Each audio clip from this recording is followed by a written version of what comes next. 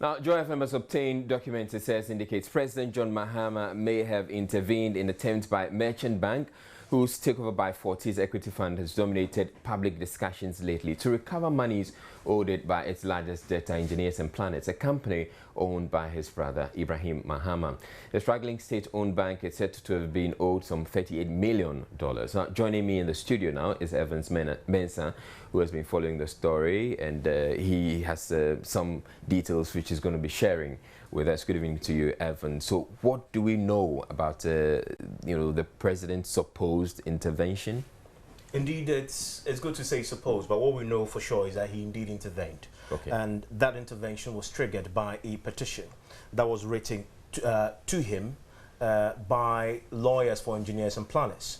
But the more concrete intervention had indeed preceded the petition. Had happened. So even before the petition went in. Yeah, and I'm saying that according to a document that we cited, written by the board of Merchant Bank, and this is the trail of what happened.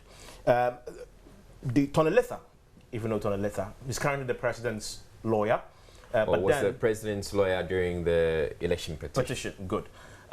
Then he was the lawyer for Engineers and Planners. And let's note that Engineers and Planners is owned by the president's brother, Ibrahim Mahama.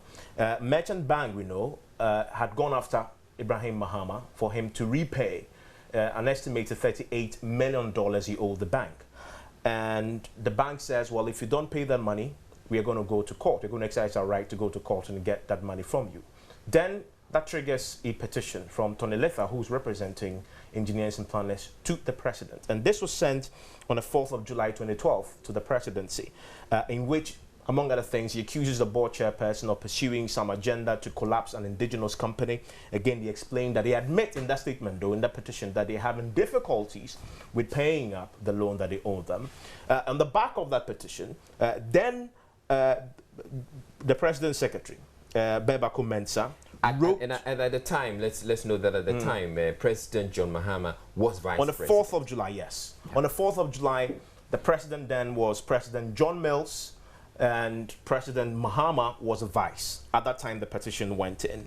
So the president's secretary then writes to Merchant Bank, asking them to respond to the concerns raised by Engineers and Planners in their petition to them. And this was on the 3rd of September.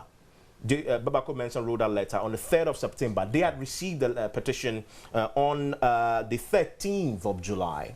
Okay, and note that by the 3rd of September, the President Mahama had then taken over substantive president from John Mills. And then the board says, okay, let's respond. The board responded to them in a 10-page document. In the 10-page document, they then refer the president.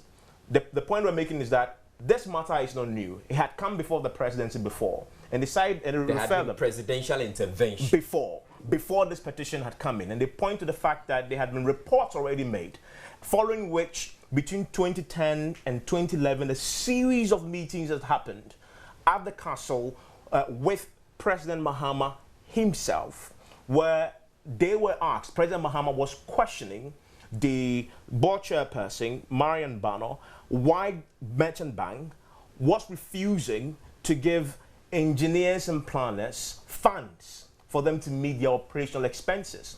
So the board refers them to those meetings. The second meeting was held.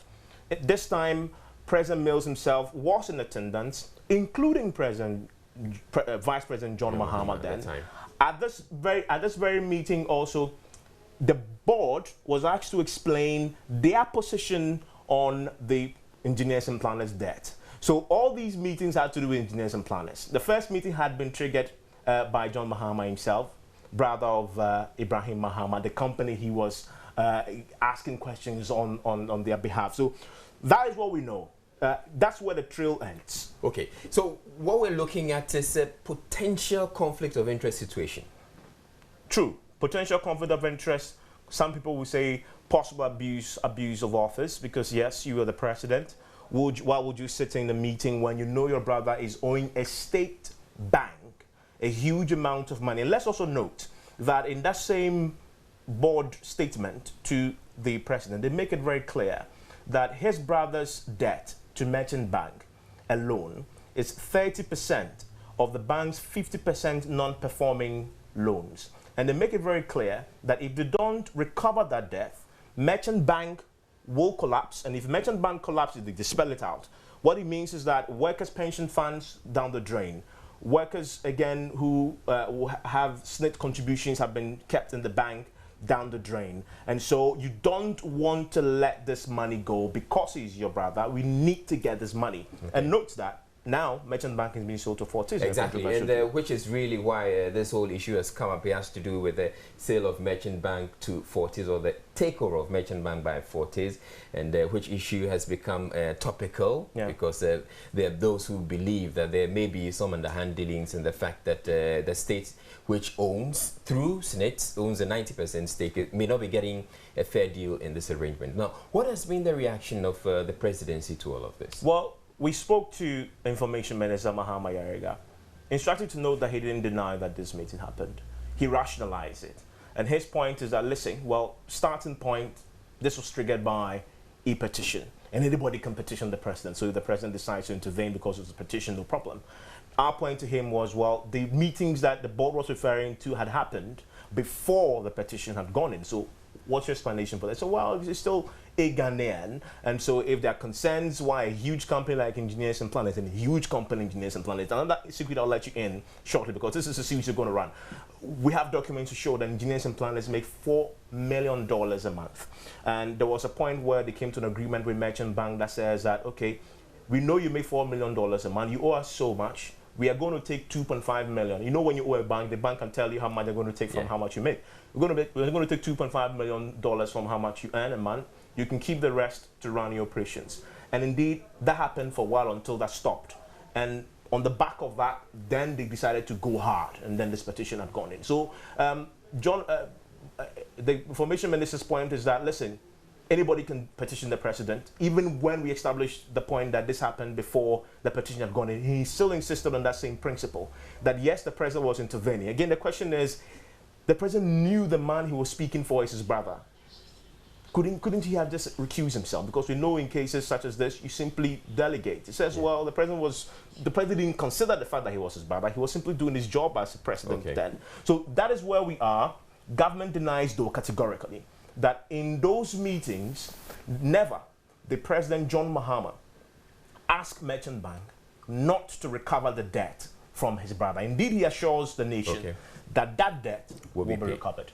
Thank you very much. That was Evan Mensah is with Joy FM, and he's been following this issue about the supposed intervention of President John Mahama in this issue about Merchant Bank and attempts to recover debt. Now, some news just coming through is that the Chief Executive of Tobinco Pharmaceutical, which is involved in a tiff with the Food and Drugs Authority and who was in police custody before we started the bulletin, he has been released. We have details coming up after this break.